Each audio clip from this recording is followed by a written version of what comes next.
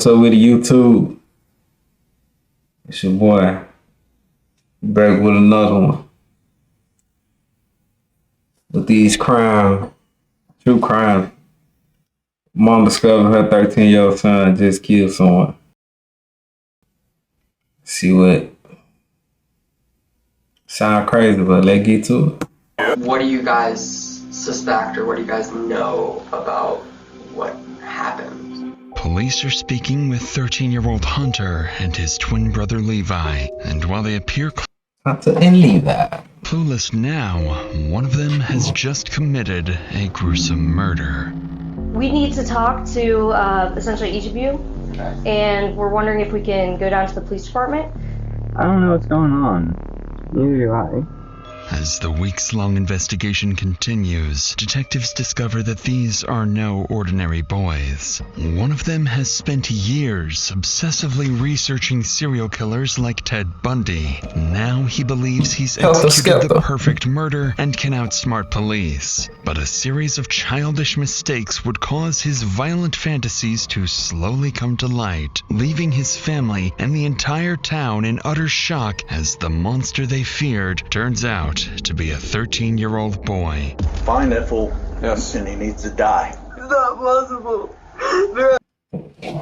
Say what? Pop. There has to be someone who planted evidence. What happens now? He's only 13. There's two types of people in this world. You've got monsters, you've got people who make mistakes. If it's a murder, then it would be a monster, I lied. right? I got Then he ended up getting smart. Boy, he ended up getting smart. I need to get some better YouTube. I know. Somebody told me that.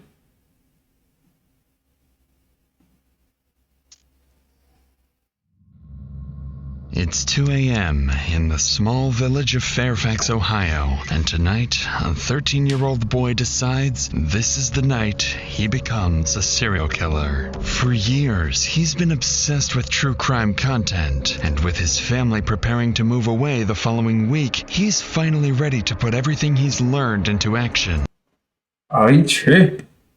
He got a list on it. Number 26.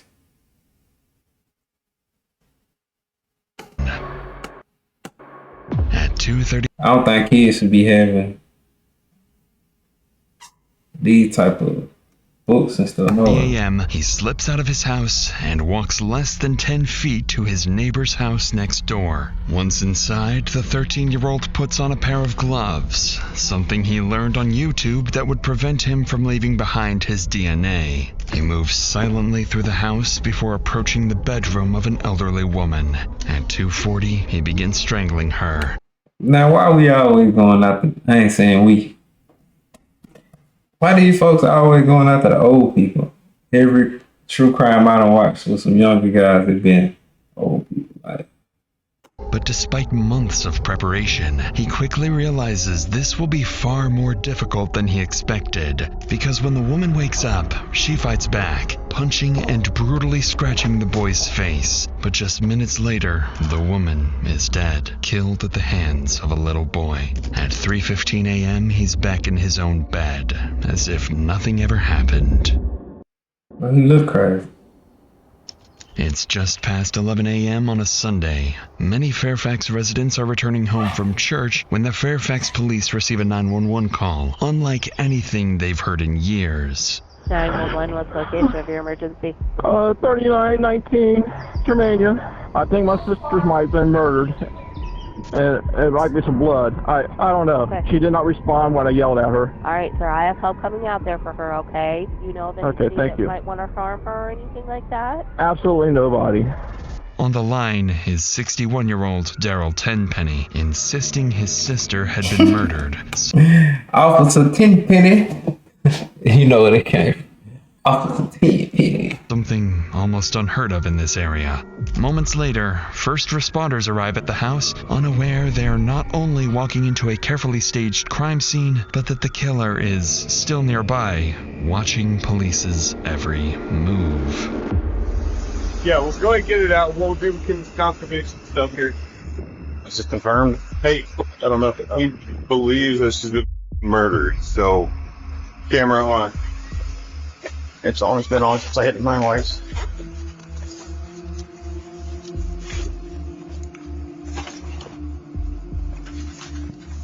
Hold. Rigger. Alright, so first they said that he put on these gloves and all this stuff, so only DNA probably gonna be is from the lady fighting back, I guess. She might have some of her nails or something like that. Probably like the only way he gonna get caught, unless they got camera. Just try to touch as least as you guys can. Do what you guys gotta do. Yeah, no. So you have blood. Did he cover her up? I don't know. The dispatch said that he found her with a pillow over top of her. I don't know about peroxide and cleaning chemicals. A lot of cleaning chemicals. Pepto-Bismol. She drank it. I don't know. Well, let me go. You want the monitor? We have rigor. This man said that she drank a Pepto-Bismol. Come on, cuz. Hey, is your Mac secretly underperforming? Mine. Hey, make sure y'all like, comment, and subscribe, man. I'm gonna get some better YouTube one day.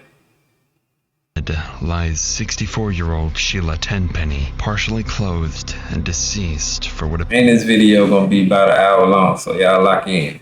appears to have been several hours. As officers continue to inspect the house, they notice nothing appears to be stolen, supporting their working theory that Sheila may have taken her own life. And with that assumption comes the first accidental success for the 13-year-old killer, convincing him he's already outsmarted the police. However, what officers spot next would flip this theory upside down. It's just a female DOA on Germania. Just kind of odd. All over her face and some chemical hair underneath, blood and hair underneath your finger. Blood splatter around the bed. Hold on. Hair underneath. What did he say? He caught. They just gotta figure out who did it, but he caught. Underneath your finger. Blood splatter around the bed. The guy that found her said the door was open, and he said that he told the squad that he thinks she was murdered. So we'll get. I don't see blood from her. So that might not be from her. Who knows? That's police work, man. I don't mean to overstep. No, you're good. Pills? Yeah. I mean, it's possible. Yeah. While the blood and hair beneath Sheila's fingernails certainly raise suspicions, investigators still refuse to rule out the possibility of this being self-inflicted. But before they send Sheila's body for autopsy, there's still something that doesn't sit right with them. They're baffled by how certain the victim's brother, Daryl, seemed that his sister had been assaulted before paramedics had even suggested that possibility. And with that statement alone, he has unknowingly made himself their first suspect. So they happen every time. Every time something happens, the first person there that say something about what they think happened becomes a suspect every time. They decide to ask him a few questions. How you doing, sir? Oh, I mean, obviously not great. I'm Officer Moore, Fairfax Police Department. When's the last time that you do you know? Yesterday, do you know what time about, or did you talk to her, or is he here? I seen her, and actually, 7:09 p.m. is the last message I got from her. Was there anything? Was she struggling with anything? No. I mean, mentally, physically? No. Nothing at all? She's pretty happy. Okay, so you made a comment to these guys when they first got here that you thought, like, she's laying on the bed with her legs spread, and it looked like there was blood, and her head was. Young boy done took it down through that. You tripping for real now. Had stuff on top of her, like someone tried to smother her, and she looked like they ripped her thing open, and I yelled at her. And I didn't see no movement from her whatsoever, and I just turned around and walked out. I'm like, Interestingly, Daryl never mentions performing CPR, and while police now know it likely wouldn't have saved Sheila, that's not something Daryl would have known for sure. And right here comes the second lucky break for the teen killer, because every good man... If you ain't ready for the death, like, nobody's thinking to do CPR right away, unless you, like, in the medical field, or you've been training, you just really on your P's and Q's and know that you can save their life. Murder needs a fall guy, and the police have just taken the bait with Daryl. Shortly afterwards, Daryl's interview wraps up, the Damn, scene secured, Daryl. and officers return to the station to await the autopsy results. But as investigators leave the house, they would overlook a crucial piece of evidence. Lying beneath Sheila Tenpenny's body was a men's wristwatch, a seemingly insignificant detail that would later become one of the key pieces of evidence used to solve the entire case. 1 week passes, and then comes the update investigators have been waiting for. The forensic and DNA results arrive, completely overturning their initial assumptions. Investigators determined that Sheila Tenpenny had suffered blunt force trauma to the head and neck before ultimately being strangled to death. But they also confirmed something crucial. Sheila had managed to fight back. On her hands and beneath her fingernails are traces of blood and tufts of hair, DNA belonging to an unknown male. With these disturbing findings, there is no longer any question. This is a homicide. So early Monday morning, officers returned to the neighborhood, going door to door in search of anyone Sheila may have wronged, and anyone with fresh defensive wounds. But in reality, the detectives couldn't be more off track. While the young killer quietly brags about the murder online, growing more confident by the hour. Nah, he is wildin', bro. He online talking about this one was a fighter. Come on, little dude. Knowing the victim had absolutely no enemies. And as police begin surveying the neighborhood, they have no idea which interaction will bring them face to face with Sheila's killer. So you're one of the trusted family members. What we're doing is getting elimination DNA from anybody we talk to, as long as you're willing. Thank you very much. And then how about your hand? Just let me double check your hands. I know you work with them on the other side. Yeah, that's great. I can't believe that. They're looking at everybody's hands. Hey, listen. If you don't like all these pausing and stuff, the original video gonna be in the link. Haven't got a lead or anything. There's a lot going on, I'll say. So this is just part of the process. Here's my card before I forget, in case you have anything else or need to reach out. I email and phone numbers on there. Find that fool. Yes. And he needs to die. Yeah. Capital punishment. He said, "Find that fool. He need to die." I wish we did that more often, to be honest with you. So I mean, if it gets out, he's gonna do it again. You can't cure you don't that. fix that. Yeah, you don't fix that. I agree. Okay, you're good there. I'm gonna come up here soon. I know this is a pain in the ass, man, but I definitely appreciate it. So you guys think this is a random thing, or? Random as hell. I want to say no. I do. Well, but from what I've heard, a guy down in that new house over there, and a couple others. I've been out here having my cigarette. Sure. I hear, I think the brother did it. They're going to arrest him in a couple, 3 days. I'm like, what? You think the brother did it, huh? Yeah. He said he think the brother did. The reason why they think that? I don't know. That's just speculation right now. That's interesting. Speculation should be a crime. More than a dozen people. Speculation should be a crime, even though you can't convict nobody off speculation. But speculation should be wrong. Officers uncover a major new rumor. Many in the village suspect Sheila's own brother, Daryl, is responsible. With this as their only real lead, another team of officers led by Special Agent Richard Ward speculation sent innocent people to jail. Makes a surprise visit to Daryl's house, less than a mile away. And for the actual killer, the plan appears to be working even better than he imagined. Suspicion has successfully shifted onto Sheila's own family member, pulling detectives completely off his trail as they begin focusing in on Daryl. For now, though, officers have just arrived at Daryl's house, where it would soon become clear just how lucky the kid got and why Daryl makes the perfect fall guy. I'm still getting a little lost with my mother, and I have not. I know, Daryl. Straighten anything out. And now this. Now I got more to deal with. I ain't got nothing to say, but that's wild. Well, these are right here, all these boxes. Where do you hang out at? Oh, in here. Oh. Hey, I need to ask you a favor. Remember I got you swabs? I need you one more thing. Could you just show I ain't the cleanest person in the world, but god dang. me your shirt, underneath your shirt, that you don't, I just want to make sure, I want to satisfy myself. I don't think you'd ever hurt anybody. No, especially my sister. Okay, throw your shit back on. So you have any idea when the funeral's going to be? Well, we don't have. They won't release the body yet? I don't know. Nobody's contacted us. I was going to send you a message this morning and say we are okay with that because we want this person to be caught. Right. Suffice it to say, Detective Ward is taken aback by Daryl's unusual living situation, but still, no scratches. And so the... Hey, I gotta do this. Oh, it is it. Hold on, y'all. Cause I just found this out. investigation takes a step back. There is seemingly no one they can tie to the murder. No one...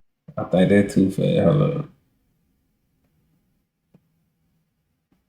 I think that's the one.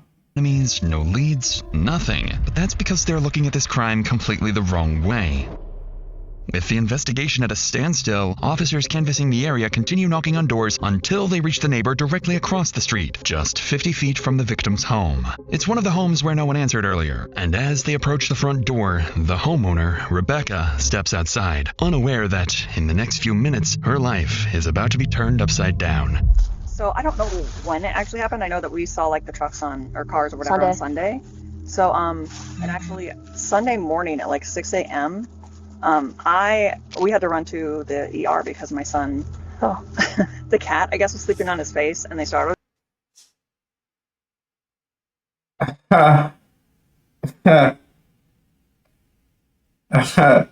He caught each other in the dark. Oh man! And it scratched him, and so we were worried that it could be bad or infected. Is he okay? Yeah, he's fine. Okay. It wasn't a big deal, but it was just like traumatizing, and I was like, everybody get in the car. Just a few feet away, 13-year-old Levi Carte looks through the living room window and notices his mother speaking with police officers. Panicking, he pauses the YouTube video he was watching, runs up to his room, and locks the door. Back outside, officers begin piecing things together. The boy with fresh scratches across his body could very well be tied to Sheila's murder. In a few moments, detectives will step inside to follow up on this lead, but what they will soon find will defy their expectations. But before we get to that, it's worth noting that covering stories like this, you've realized just how much people are forced to carry. Fear, trauma, even the day-to-day burden of surviving. And some... Alright, y'all, while he on his commercial, I'm gonna be on my commercial. Make sure y'all like, comment, and subscribe. I know how to say it. In this video, probably about 30, 40 more minutes. So, hey, if you still here, I appreciate it. But we gonna zoom through this. Alright, lock back in. Known to them, the scene where detectives are about to go inside Rebecca's house. Unknown to them, what they're about to find inside will be nothing like they expect. Do you care if we come in, or you want them to come? Okay. The only reason we're outside is because I was feeling stressed out. Alright, I do make you cats though, so. No problem. Come on in. Hey guys. Clean! Hello. Do you wanna come back here or no? I haven't been really transparent about what happened across the street, and people who are investigating are talking to everybody, and they just want everybody to listen. Hey bud, can I talk to you? Do you want to talk in the living room, or do you want to talk in your room? There are people who are here to talk about something that happened in Mexico earlier this week. I know, what game are you playing over there? Is he gaming? Yeah, he is. Dexter? Oh, he's cap cutting. Oh, editing. Oh, hi. Oh. That's cool. Now, The first sight of the killer, you are he popped out looking. Hunter. Do you want to come sit down? Yeah. Naturally, this is not the suspect the detectives were hoping to see, as 13-year-old Hunter Carte enters the room. Realizing they may have jumped to conclusions, the detectives still begin to question the boy. Perhaps he knows something after all. So we're with the And they started killing me. and we're just talking to people to see if they might have heard or seen anything unusual that happened over the weekend. No. Right. Yeah. Sorry? What'd you stop me to ask? Yeah. Yeah. My brother got into an injury and he had to go to the ER. So it's I got really sick. It's his brother. It's his brother. My vomiting and stuff. So How are you feeling? Getting better? A lot better. Y'all think they was together? Y'all think they did it together? I think they did it together. But That's good. that whole day was just kind of a blur for everybody, unless it's something that happened a long time ago that's memorable. It's not really something I remember unless it is really, really brought up. Although Hunter is unable to provide any new details, he seems fairly cooperative and willing to help. His twin brother Levi, on the other hand, is still in his room, refusing to come out. Earlier, their mother had mentioned Levi was editing Dexter, a crime drama centered around a vigilante serial killer, a show both detectives are all too familiar with. And it's here that detectives would begin to realize their initial hunch This be red flags everywhere. about Rebecca's sons may not have been a coincidence after all. Yeah, it's usually never quick, but that's actually Hey, Louis. pretty quick. Hello. Yeah. How are you? Louis? Oh, you're coming out now? What you editing? I was editing Dexter. Sometimes I edit. Yeah. But He likes to make videos for TikTok. yeah. Oh, yeah. Oh, nice. Yeah. You know? Me and Liz. Is that the cat that got you there on the nose? I don't know what Louis, happened. can I We see it? just Oh, we that's we pretty both good. startled each other because my bed was right there. Yeah, his bed was out here and until all the lights were off. Oh, okay. So we've been knowing for a while that we needed to cut their nails. Hunter's been saying that for I know. a long time. I felt so guilty because I had So us moving Y'all seen that deep gulp he's into? Watch this. I know. a long time. I felt so guilty because I had So us moving, I mean, we know, everybody knows that cats just are awkward. So us moving, Marshmallow being weird because we're moving, and Is Marshmallow the cat? yes, and we had a like a play set for them, and we packed it up. So that's also probably another thing. So yeah, me and him just randomly startled each other. He scraped me on the neck. I'm not sure if you can see No, it. can't. Where else did you get it? Yeah. He kind of scraped me on my face a little bit. 5. And then mainly my nose. And I was nose trying was to the clean scary my one. I was Yeah. trying to clean myself up. Yeah, it was 5 like- stitches. It was pretty deep. Pretty deep. Oh, it hurts on your So nose there.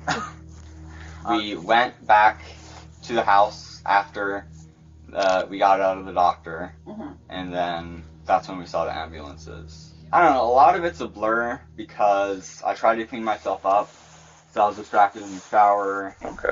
Interestingly, both brothers used the same word, blur, when Yeah, I'm trying to see how and why would a cat scratching your face be a blur of your day? recalling the incident. And while traumatic events, even something like death of a neighbor, can affect memory, what catches officers' attention far more is the way Levi seems to over-explain what happened. He claims the deep scratches came from a fight with a house cat, something officers find difficult to believe given the severity of the wounds. So, with this in mind, detectives believe that despite their young age, the brothers have given them enough probable cause to take the next step. The detectives ask to speak with Rebecca outside for a moment, where they request permission to collect DNA from both of her sons. Without much hesitation, she agrees. But when the three of them return, one of the brothers would have a very different reaction to being tested. Do you mind if I come? I can explain it to you. Yeah, So it's pretty. he's feeling a little overwhelmed by this. Yeah, so. I just feel like I've been to enough doctors recently. I don't want to. So have you seen any like crime shows or anything? You know how we kind of do our job. Oh, The medical stuff's a little different than the law enforcement stuff, but I don't know if she He knows exactly what y'all doing. He knows exactly because that's all he watched. explained to you. But we're just gonna swab your cheek, and it's not gonna go into any database or anything. But we're gonna compare it against stuff that we have. That makes sense. Okay. And it will take 2 seconds. It's just a Do I have to inside do the it? cheek. You don't have to do anything. Okay. But obviously, we're asking everybody on the Get out there! What? Bye. and it would be super helpful if you could. Right. You know. Alright. Okay. And you're Levi, right? Or you go by Lewis. I go by Lewis. Lewis. Okay. His name used It'll be easier if you sit down for your legs. I'm going to do it first. I can do it. I'll show You you. guys are going to count first. You're making him go in the hot seat? I can be the guinea pig too. It's whatever. Of course, I didn't look that all the way apart. The detectives proceed to take DNA swabs from both brothers, No, though Hunter and Rebecca are clearly far more willing to cooperate than Levi. Levi But ain't what trying one of the to do brothers it. doesn't seem to realize is that the more he talks, the more the Carte brothers begin to look less like witnesses and more like suspects. Ain't no witness. Scars on his back, but it's just from the surgery. Yeah, because my. Oh, see. Oh yeah. Just tell them you did it, bro. Show them. Sorry. Oh, yeah. Oh, Well, it wow. looks pretty I never noticed. mentally evasive. Yeah. It was 2 years ago. Yeah. Yeah, it was a lot. Yeah, I had more Hunter's always scars than that. Yeah, it so. didn't look like that. Yeah. Sorry, Very good. I keep mentioning things We that had a you don't good mention surgeon. without your permission. Fine. How does it It feel was, to have yeah. any scars now? Dr. Stevenson. It's where they Like, go bro, and shut they up. How's it feel to have any test scars each now? nerve root that links to your leg. What do you guys suspect, or what do you guys know about what happened? Well, I can tell you this. It shouldn't happen. He finna tell on her. He is finna tell it. And we need to figure out why it happened so that, hopefully we can keep it from happening again. Because we'd hate to miss some evidence. And if you've watched any TV, we don't want to be those cops that forgot to do this or look into that. We have watched plenty. They You love know what I watch- mean, They love so- watching the true crimes. It's kind of like I TV, like but brother. it's a lot differently. Yeah. Me and my brother, especially my brother, know a lot. I would say Just tell them your brother did it, bro. definitely my brother knows a lot about just the police in general. He wants to go into the Marines when he gets older. Nice. Yeah, I do. Oh, nice. True. Well, recruitment Not no more. is always there. Everybody's looking for Yeah. it's Murderers. a hard spot to My fill anymore. disability, I don't get. Yeah, there's a spot for everybody, in my opinion. Me and Lewis have both agreed that him especially is a lot more mature than most kids our age. Oh, so you can handle this news. You guys are handling it pretty well. Yeah. Yeah. Strangely, Hunter continues offering interesting Look how he looking at her. He looking at her like, bro, shut up.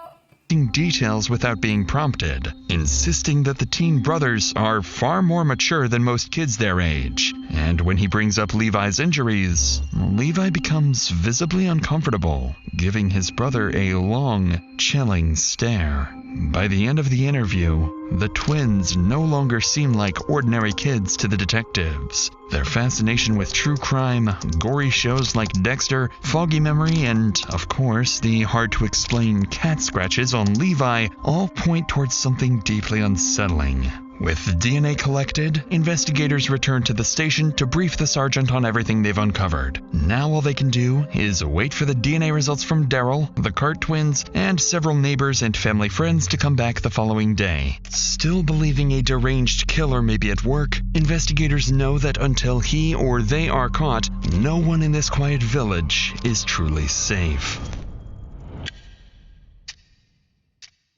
The next day, the DNA results finally come in, and investigators are stunned. Both of Rebecca's sons are a match, but that doesn't necessarily mean they were both at the scene. According to the forensic analyst, the lab cannot tell Levi's DNA apart from Hunter's, because identical twins share the same STR markers.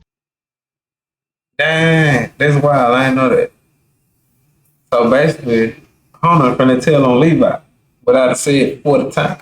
Needless to say, investigators are now facing an extraordinarily rare problem. But even with these findings, detectives struggle to process the facts that the suspects are only 13 years old. Not only would they have to be deeply disturbed, but they would also need the physical strength to carry out a crime this violent. Then again, their age could also work in the investigators' favor. Teenagers are more likely to slip up, confess to friends or family, or leave evidence of their actions somewhere online. The problem is, detectives have enough probable cause for a search warrant, but not enough to formally detain Rebecca or either brother, something they absolutely cannot let the family realize. Nevertheless, they return to the family home, hoping they can persuade Rebecca to bring her sons to the station, allowing investigators to begin searching the house the moment they leave. But the situation is incredibly delicate. One wrong move could spook the family and shut down the entire investigation. Hello, Becca. Hi, we're back, yeah. How are you? You left your keys in the door. We just walked in the house. Do you need to come in? What's going on? Yeah, that'd be great. We have a couple things to talk about. Okay. Hi, guys. We just sat down to eat. What you guys get? Thanks. Do you just need me or? Yeah. So, Are all three of you here? are all three of you here? Yeah. Louis? Louis back there editing. Dexter. Relax, you're okay. You're good, yeah. You want to take a seat Yeah. somewhere?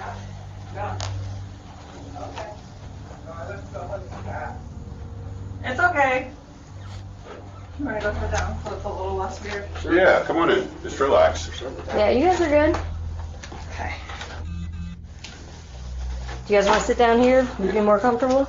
Hey, Louis. Sure. Did you get Kane's too? Yes, Yep. we literally just walked in the door. Here.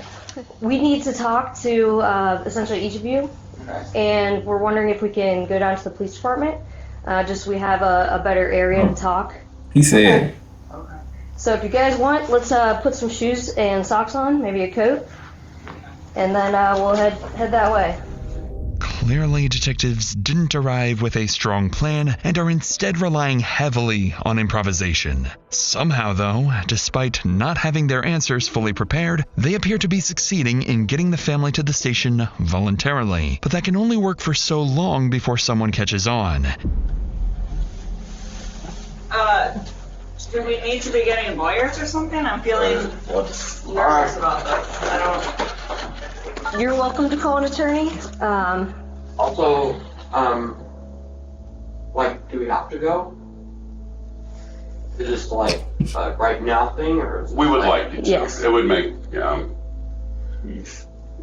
don't have to do anything, I suppose. Right. Okay. I don't know. I feel uncomfortable. I'm not. How about we get there, we can explain kind of what's going on, give you some more info, and you can always, Okay. Well, do you want to explain what's going on before we head out there? And do you mind if we do that outside? Sure. Sure. Do you guys want to wait a second?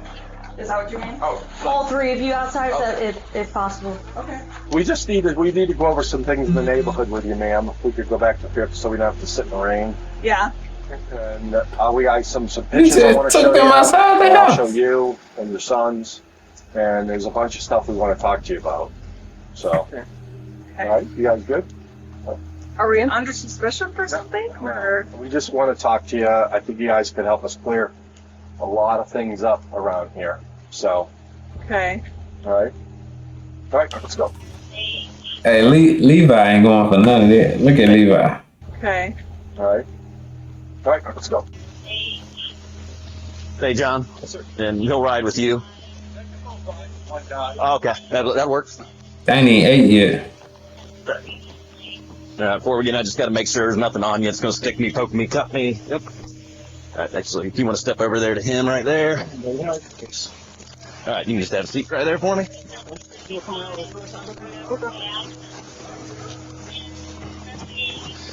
you have to put this on you for the whole 3 blocks we're driving? You probably will put it, so. I mean, but there's nothing that we can't talk about. Yeah. I don't know what's going on. Neither do I. What if you could make a song using only your voice? Let's start. Bro, y'all like, comment, and subscribe. These twins is tripping. They finna be at the back of this thing telling on themselves. Very, very unexpected. My anxiety levels went through the roof. Oh. I don't know why there's so many, police vehicles either. Yeah, that's definitely what scared me. Seeing all the cops immediately pull up. Like, one person's there, didn't see that other cop pull up, and then I was just why are they... What's the reason I'm for sure that? I don't know, maybe it's an intimidation tactic. I guess, but what? I don't know why are they they would trying to intimidate us. intimidate us? Right.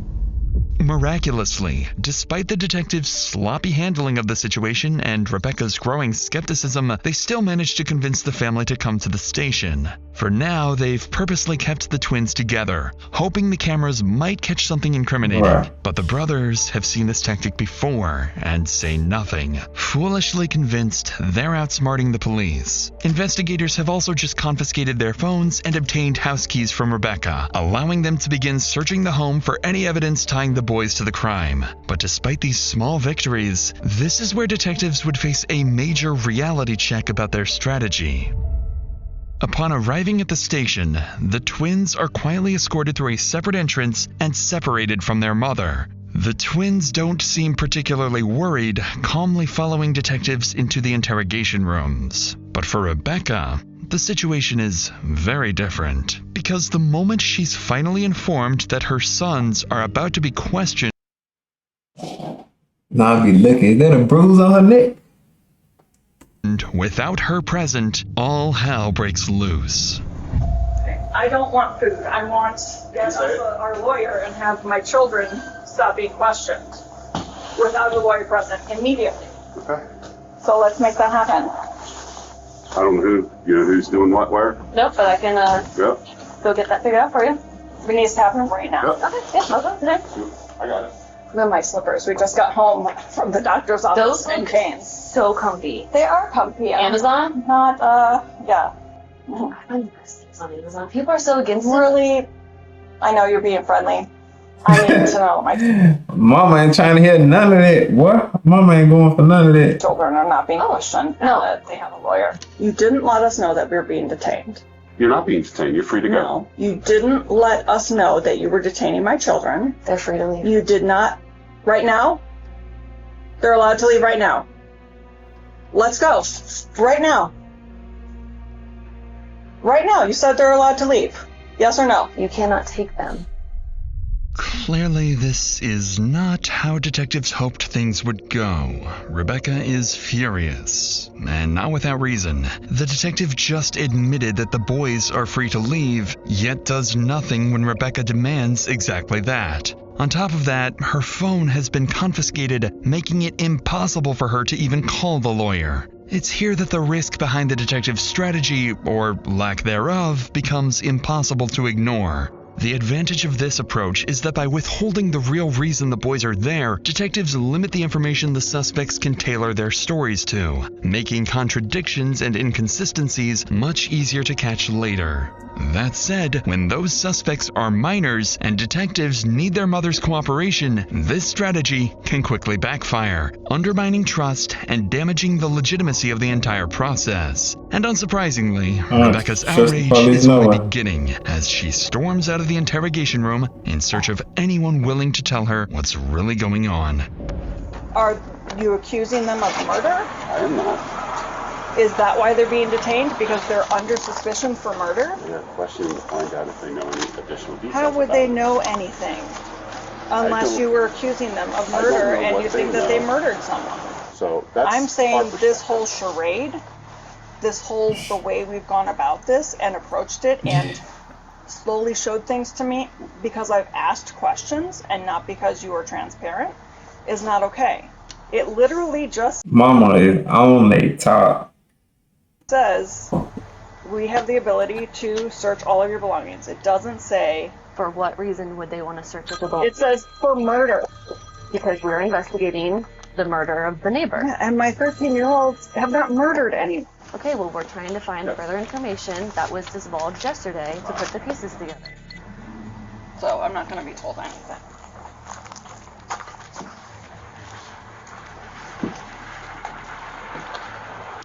Why am I not being questioned? We would love to talk to you if you would be willing to talk. I'm literally standing here waiting. Well, we were trying to talk to you, but you want to make phone calls and do all those things. If you'd like to talk, we can talk. You're well aware. Hey. So, A lot. And nothing, because they're not telling me anything. well, I would assume because I I was- asked for a lawyer. Papa Bear. He's saying because we talked yesterday. I'm asking him. Calm down. Sorry, I'm really worked up. I know. I understand. You have every right to be worked up. I'm just trying to sort it out. All right, I'll let you. So under what grounds are they being questioned? What prompted them? There was a murder that happened across the street. I understand that, but what specifically about our boys is causing you guys to bring them to the station for questioning? Those details I don't know, because those investigators know more about that than I do. Are you guys bringing in every neighbor to? We did 25 yesterday. I know myself and another agent. To the station. Well, I don't know how many people got brought here. We're also doing a search warrant at the house too. So a judge has granted us search warrant for her house and who else? Well, the search warrant is for the house and the vehicle on the property. Our house and vehicle. Okay. Were there other search warrants for other Not that I'm aware neighbors? of. You guys are questioning two 13-year-old boys. Well, we're not. Someone is. You're absolutely correct. But I don't know. You know what I'm saying? I do. This is why we need our lawyer down here now. We need to make this happen. I don't have a phone. So this needs to happen on your end. Immediately. Whoever we call. After getting little to no answers from the detectives, the twins' father calls a lawyer, hoping he can intervene. But even with legal counsel now on the way, detectives press forward with the interviews, fully aware of the risk they're taking. At the same time, ever since the boys left with the police, a search of their home has been underway, and very soon it will begin yielding crucial evidence for the interrogations. As both brothers wait for their interrogations to begin, it quickly becomes clear that one of them is about to be treated very differently. Because Hunter had been significantly more talkative the day before, detectives opt for a more casual, friendly approach, and even his interrogation room reflects that. Levi, on the other hand, is placed in a cold, cramped room, subjected to the kind of interrogation tactics typically reserved for an adult suspect. Based on the scratch marks alone, detectives strongly suspect Levi is the killer, but there is still nothing ruling out the possibility that Hunter may have helped him. Well, the whole time Hunter did. Especially after learning that Levi has significant mobility issues. Now, with a lawyer on the way to the station and two furious parents pacing outside, the clock is ticking. So detectives split into two groups to question the boys simultaneously. And as the questioning begins, Hunter's interview escalates far quicker than expected, because there's something he needs to get off his chest. Just so you know, I don't feel pressure doing this. You don't? Whoa.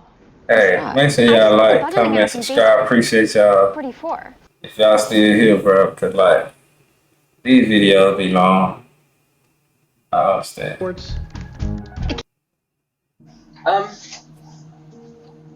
course, I feel a little pressured, but I don't feel like I have to sign those. Okay. I just know it's more suspicion is put on me if I don't answer any questions. So. Yeah, we're here to talk, ask questions, get your story. I know you told Lauren a little bit. Can I say something? Yeah. I want to say, I don't think my brother would be able to do anything like that. But because that day he got scratches on his face, because of that day it all seems like a very wide coincidence. You know, because of course his face was scratched by a cat.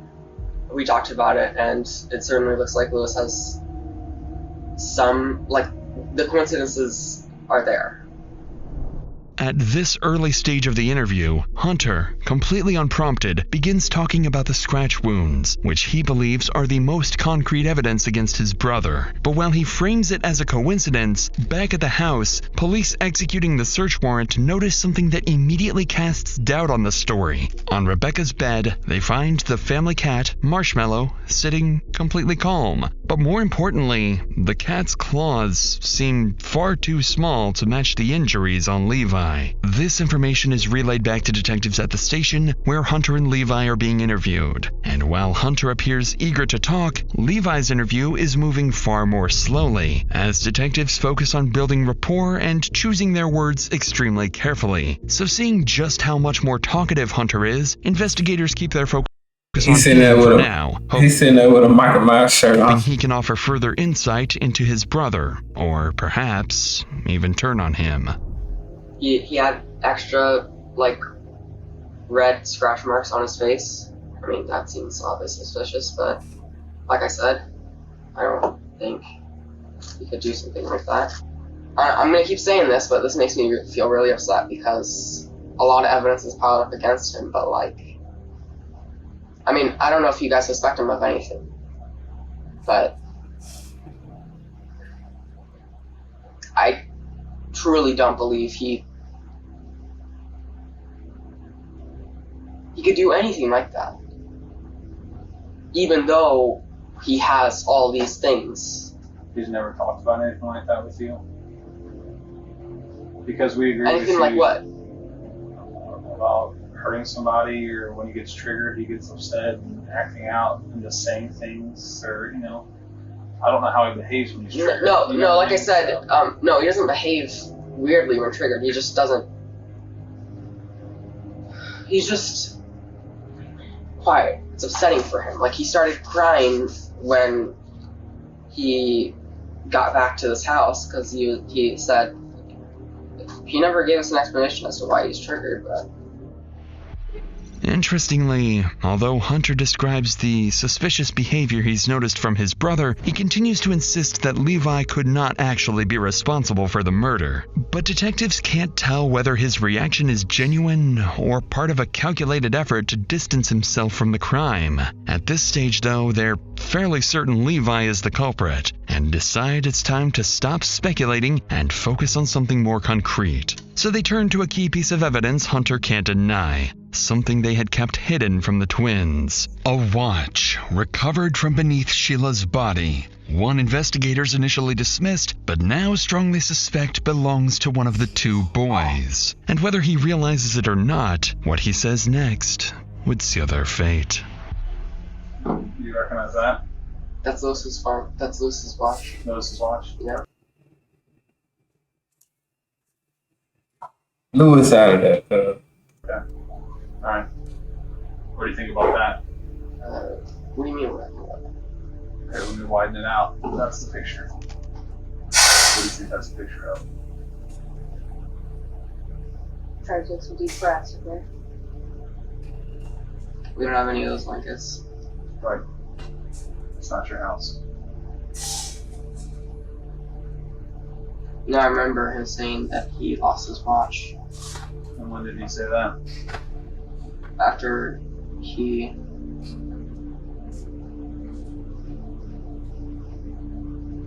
got home. Also, I'll show you one more picture. he sounded, the way he said, I don't know where my watch is. I don't feel a person would say that.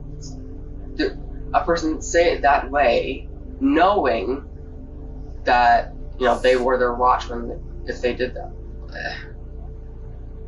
Yes. Are you saying? Hey, he being smart, but then at the same time, he talking too much. I mean, He purposefully I don't mean that by it. hurt.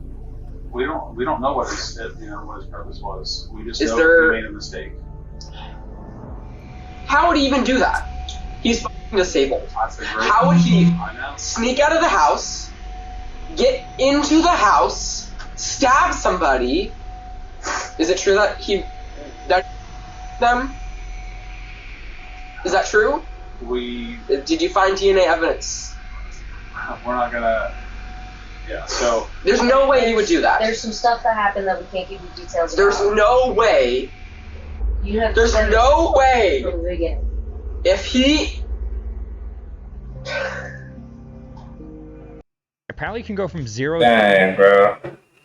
He really hurt his brother with that. Like, his brother truly hurt behind that.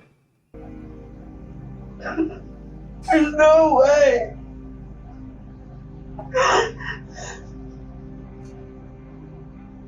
It's not possible.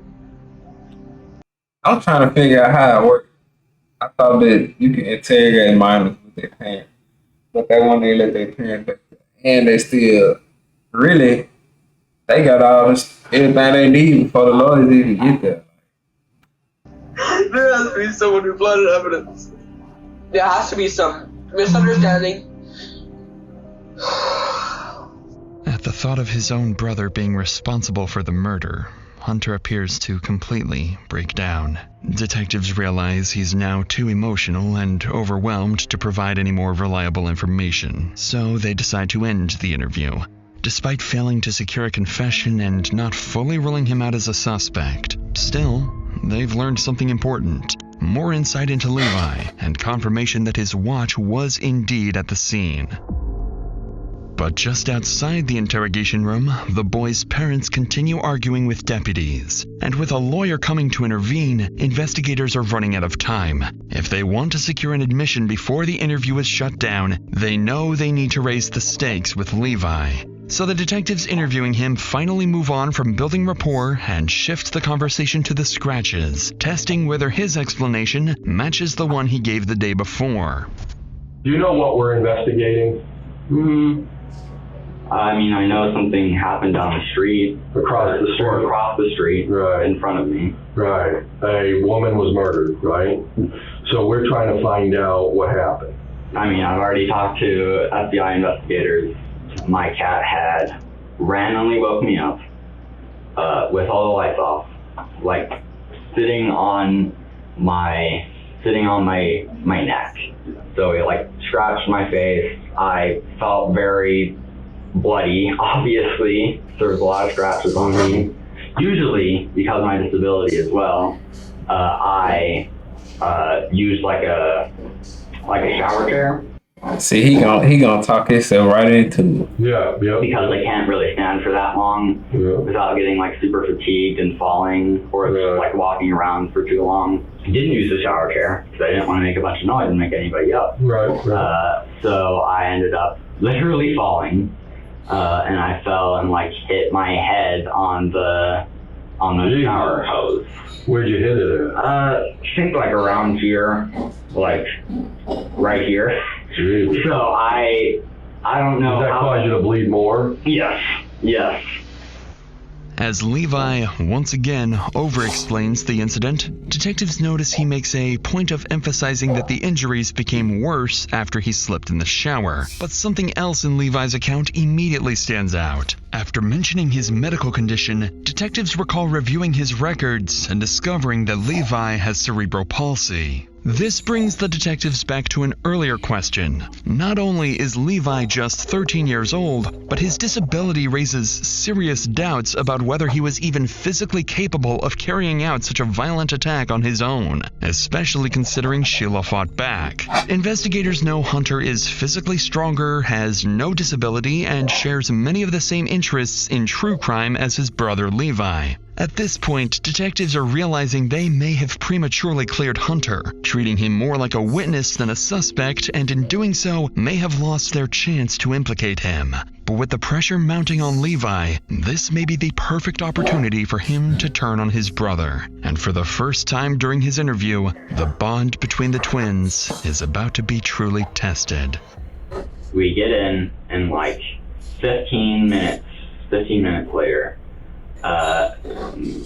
Mom starts seeing a bunch of sirens outside, and she opens the window and she's like, "Oh my God, something happened to Denise."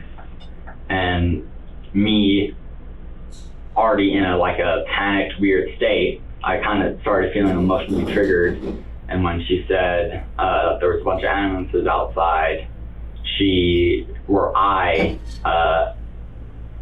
I started to freak out even more.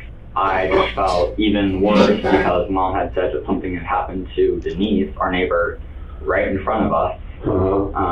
And I started feeling even worse. Just to the fact that the same night that something happened, or something like that had happened, that I had an injury of my own. Although Levi never directly blames his twin brother for the murder, he seems more focused on how bad the situation already looks for him. And as the interview continues, it would only get worse. because detectives begin receiving critical updates from the house search that is still ongoing, and officers have started uncovering disturbing items. Inside Levi's bedroom, officers recover a journal containing violent writing and repeated references of wanting to kill someone. They also uncover a growing obsession with serial killers, books, online content, and material saved focused on infamous murderers, and in particular, Ted Bundy. Detectives begin to realize this was far more than just a morbid curiosity. Over time, what began as an interest in true crime had evolved into something far darker for Levi, and now detectives are left trying to determine whether this interest in violence had consumed them both. Because Levi and Hunter are twins, the blood DNA recovered at the scene is consistent with both of them, something detectives choose to intentionally keep from Levi. Instead, they plan to tell him that the DNA points specifically to him, hoping this pressure will make him crack. But if Levi is the criminal genius he thinks he is, he will easily be able to see through the detective's bluff. So, you said you've never been in Denise's house, never been... Okay. Do you know what DNA is? You ever heard of it? I've heard of it.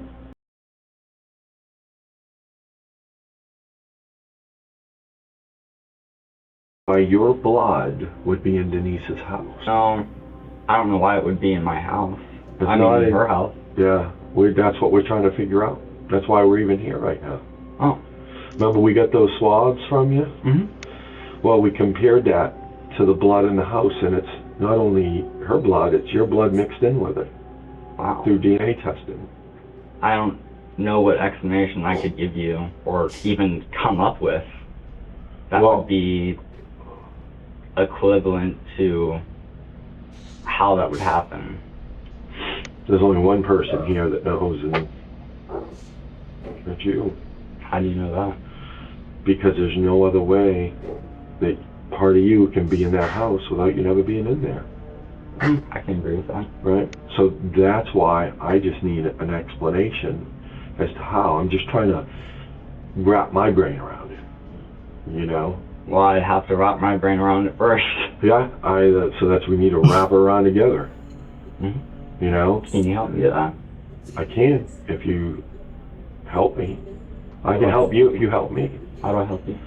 By telling me the truth. I told you the truth, though. I don't think you're telling me all the truth. What? But I'm not lying. Well, I think you're about how you got hurt. He said, but I'm not lying. We have your blood in her house, and we're trying to figure out how it got there. That's the bottom line. Well, that's the bottom line. I mean, you get my blood from somewhere? We don't need your blood. We got swabs. I just mean, like, did somebody put my blood in that house for a reason? Oh, I don't know. Would you tell me? Would they? Well, I didn't put your blood there. I don't have any enemies. I didn't put your blood there. I mean, I'm only 13. I don't know why anybody would put my blood in a house, but I mean, who knows? Is there any more questions you have for me, or like what?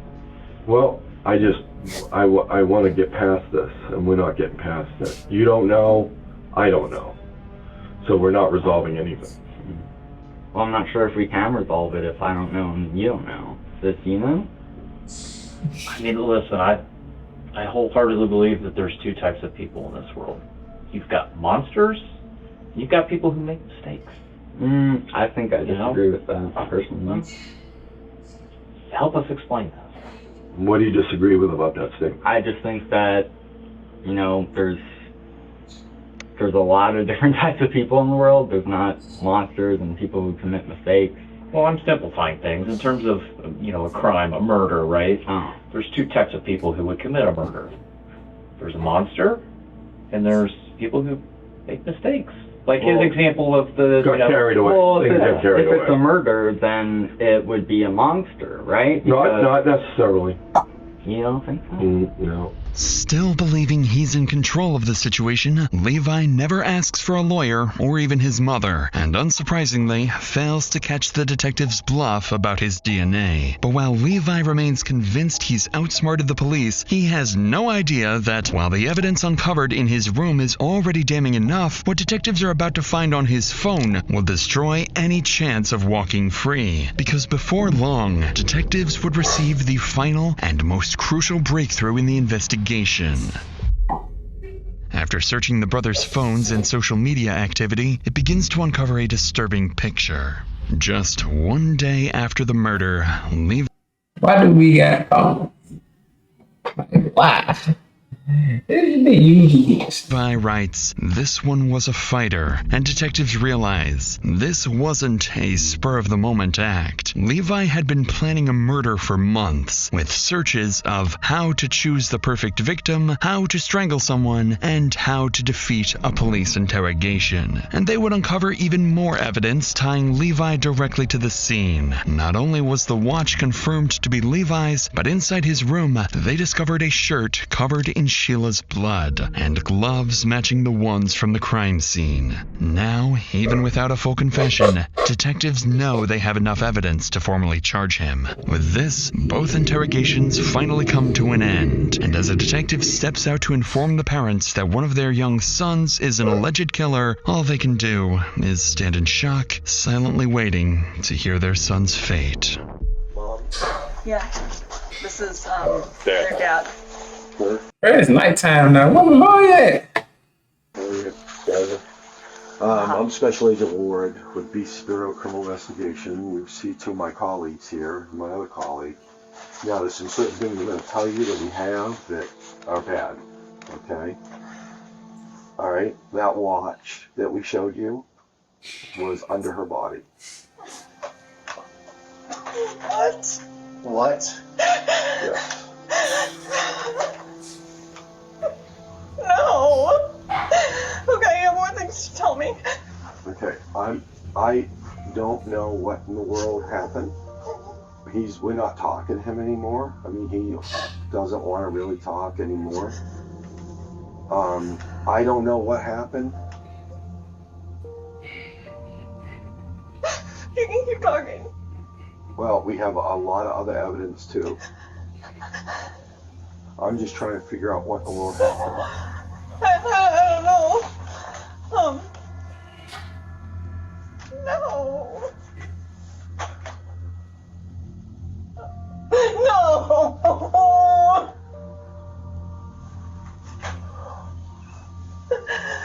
Okay, sorry, No, what else?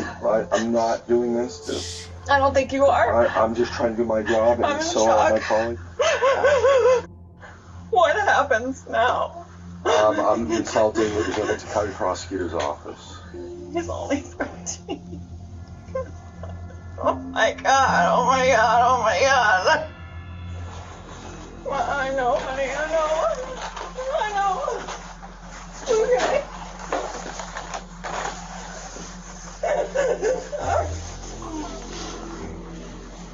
No, it's not true. I know.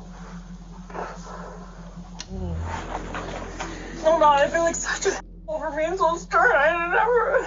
You're a mom. There's no way you could have known.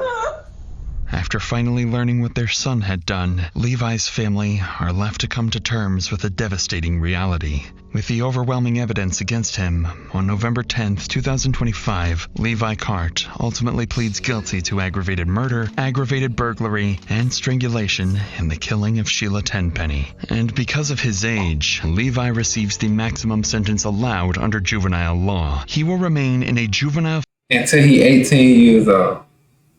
He 13. He finna do 5 years for killing the old lady. Facility until he turns 21, meaning he is expected to be released in 2033. My bad. 21.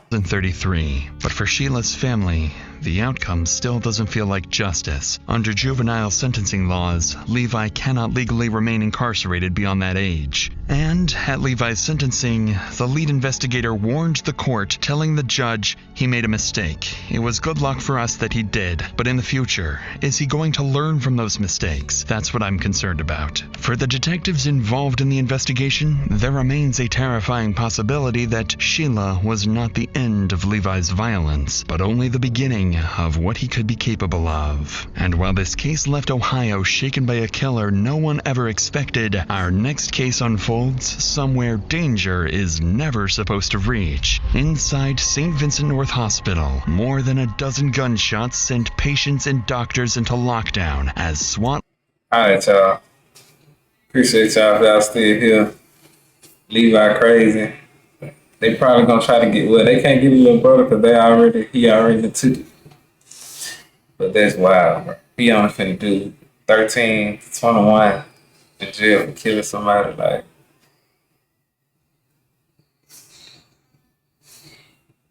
we out, man. We out of here.